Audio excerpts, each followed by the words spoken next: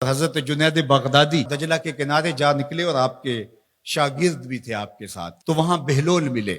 بہلول ایک مجذوب تھے، تو کہا کہ چلیے ان سے ذرا بات کرتے ہیں۔ تو شاگردوں نے کہا یہ تو ایک دیوانہ شخص ہے اور آپ اس سے کیا ملیں گے؟ آپ اتنے پڑھے لکھے عالم اور اتنے بڑے فقیہ اور صوفی، اور ایک دیوانے شخص سے آپ ملیں گے؟ دنیا اس کو دیوانہ کہتی تھی، بہلول دیوانہ۔ لیکن سادی بولے کہ سادیا نزدیک رائے عاشقاں، خلق مجنونند و مجنو عاقل است، کا اصل تو عاقل یہ لوگ ہیں۔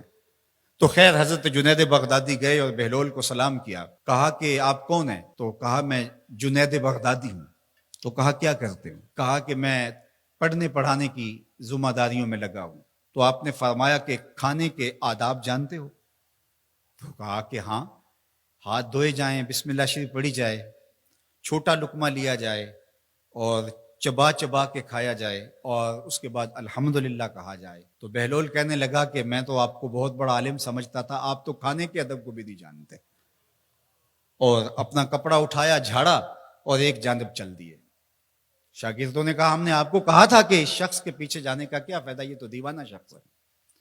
تو کہا نہیں میں اس کے پیچھے چلتا ہوں۔ پھر آپ اس کے پیچھے بھاگے۔ تو پھر بہلول نے پلٹ کے دیکھا، کہا کہ کون ہو؟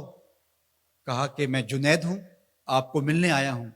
تو آپ نے پھر ایک سوال کیا، گفتگو لمبی ہو جائے۔ تیسری مرتبہ بھی جب وہ اپنا دامن چاڑ کے گزرے تو پھر آپ آگے بڑھے۔ انہوں نے پوچھا کون ہو؟ انہوں نے کہا کہ میں ایک عام سا شخص ہوں، تو آپ کے پاس جو ہے وہ سیکھنے آیا ہوں۔ تو کہا کہ میں نے تم سے پوچھا تھا کہ کھانے کے آداب کیا ہیں، تو تم نے یہ بتایا تھا۔ کہا جی میں نے تو یہی پڑھا ہے اور میں نے یہی بتایا ہے۔ تو کہا کھانے کا سب سے پہلا ادب یہ ہے کہ لقمہ حلال کا ہو، باقی لقمے چھوٹے چھوٹے توڑ کے کھائے یا چبا چبا کے کھائے یا جو ہے وہ پانی پہلے پیے یا بعد میں پیے، کہا یہ باتیں بات کی ہے۔ سب سے پہلا ادب کھانے کا یہ ہے کہ لقمہ طیب ہو، لقمہ طاہر ہو، لقمہ پاکیزہ ہو۔ اللہ اکبر۔ تو ہمارے رب نے ہمیں پاکیزہ رزق کھانے کی تلقین فرمائی ہے۔ تو اللہ کے محبوب علیہ السلام نے اس شخص کا ذکر کیا جو لمبا سفر کر کے آیا اور وہ کعبۃ اللہ کے سامنے کھڑا، وہ اللہ تعالیٰ جل شانہ کو پکارتا ہے اور کیا کہتا ہے؟ یا رب یا رب۔ اشعث اغبر، اس کے بال بکھرے ہوئے ہیں اور اس کا لباس پھٹا ہوا ہے، پتہ گندہ سی حالت ہے، اور اللہ کے گھر کے سامنے کھڑا ہے، لمبے لمبے ہاتھ کر کے دعا مانگ رہا ہے، یا رب اے میرے اللہ اے میرے اللہ۔ لیکن فرمایا وَمَطْعَمُهُ حَرَامٌ وَمَشْرَبُهُ حَرَامٌ وَمَلْبَسُهُ حَرَامٌ وَغُذِّيَ بِالْحَرَامِ فَأَنَّىٰ يُسْتَجَابُ لِذَٰلِكَ۔ فرمایا کہ اس نے جو کھایا ہے وہ حرام کا ہے، اس نے جو پیا ہے وہ حرام کا ہے، اس نے جو لباس پہنا ہے وہ حرام کا ہے۔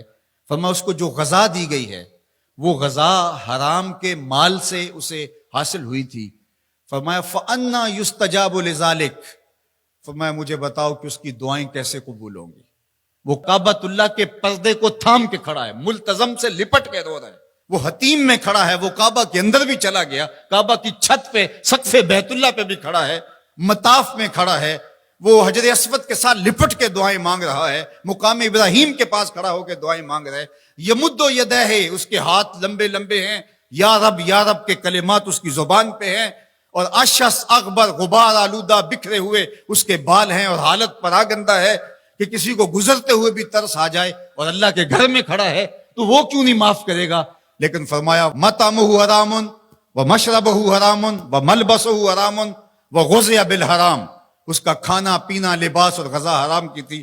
فَأَنَّىٰ يُسْتَجَابُ لِذَٰلِكَ، اس کی دعائیں کیسے قبول ہوں گی؟ بلکہ علماء نے لکھا کہ جو شخص حرام کمائی کھاتا ہے اس کی اپنی دعائیں تو قبول نہیں ہوتی، نیک لوگوں کی دعاؤں سے بھی اس کا حصہ نکال دیا جاتا ہے۔ جب اللہ کے بندے اولیاء کاملین دعائیں مانگتے ہیں اور وہ پوری امت کے لیے پوری قوم کے لیے مانگ رہے ہوتے ہیں، لیکن اس شخص کا حصہ نکال دیا جاتا ہے جس کا رزق پاکیزہ نہیں ہے۔ اس لیے رزق کی پاکیزگی یہ بہت اہم ہے۔ رومی علیہ الرحمہ فرماتے ہیں کہ اگر تمہارا رزق پاک ہوگا، تمہارا رزق ستھرا ہوگا، تمہارے سینے میں معرفت کا نور پیدا ہوگا، اور اگر تمہارے سینے میں غل، غش اور حسد، بغض، کینہ اور نفرتیں پیدا ہو رہی ہیں تو پھر تم غور کرو کہ تمہارے رزق میں کوئی مسئلہ ہے۔ تم کھاتے ہو، اس کے نتیجے کے اندر حسد پیدا ہو رہا ہے، بغض پیدا ہو رہا ہے، نفرت، سستی اور کاہلی اور عبادت سے دوری پیدا ہو رہی ہے۔ جو رزق حلال ہے وہ عبادت کے لیے تقویت پیدا کرتا ہے، وہ تمہیں سچائی کی زندگی گزارنے کی طرف راغب کرتا ہے۔ تو اہم ترین چیز جو ہے وہ رزق کی پاکیزگی ہے،